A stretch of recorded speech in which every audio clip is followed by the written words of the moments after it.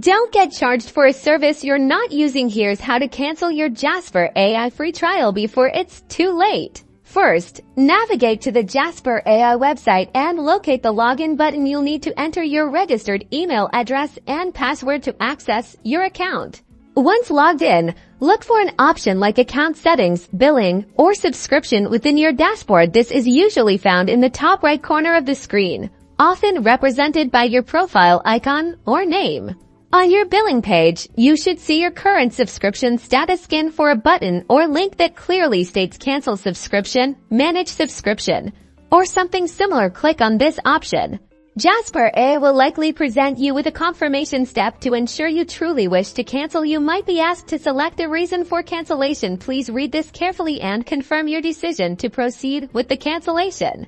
You'll then receive a confirmation that your Jasper AI free trial has been successfully canceled. It's a good idea to take a screenshot of this confirmation for your records, just in case. Remember, to avoid any charges, you must complete this cancellation process before your free trial period officially ends. By following these simple steps, you'll effectively manage your AI tool subscriptions and keep your budget in check. Stay in control of your AI tools. Happy creating!